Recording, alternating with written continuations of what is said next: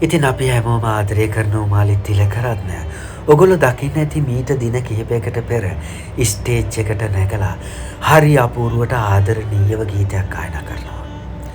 එපා තවත් ඔබ මා රවටන්නට ඇගේ සුවඳ මුදු මල් යහනාවක් නම් ඒ මල් යහනේ ඔබ සැතපෙනු මැනවි. අඳුරු මතකයෙන් මට සමුදෙනු මැනවි කියලා. ඉතින් මෙන්න මේ ගීතය නිර්මාණය වෙලා තියෙන්නේ මෙන්න මේ කතාව පදනම් කරගෙන. තරුණියක් තරුණයෙකුට ආදරය කරනවා. ආදරය කරලා ඔවුන් දෙදෙනා විවාහ වෙනවා.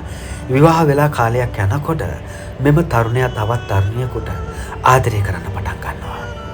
ඉතින් විවාහ වෙච්ච තරුණිය මේක දැනගන්නවා. කවදාකවත් වෛර කරන්නේ නැහැ. චෝදනා එල්ල කරන්නේ නැහැ. ඇත්තටම කියනවා නම් මෙම විවාහ වෙච්ච තරුණිය මෙම තරුණයාට මාරම ආදරේ. ළඟට ගිහිල්ලා මෙන්න මෙහෙම කියනවා. ඔයාට එයා මල් යහනාවක් නම් ඔයා එතන සැතපෙන්න. මට මේක දරා ගන්න අමාරුයි. හරි වේදනාකාරී.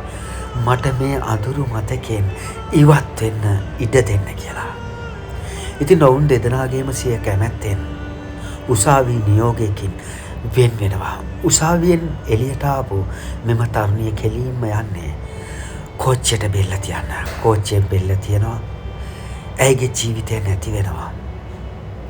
ඉතින් මෙන්න මේ කතාව පදනම් කරගෙන හැදිච්ච ගීතය තමයි හරි අපූර්වට හරි හැඟීම්බරව උමාලි තිලකරත්න ගායනා කරන්නේ.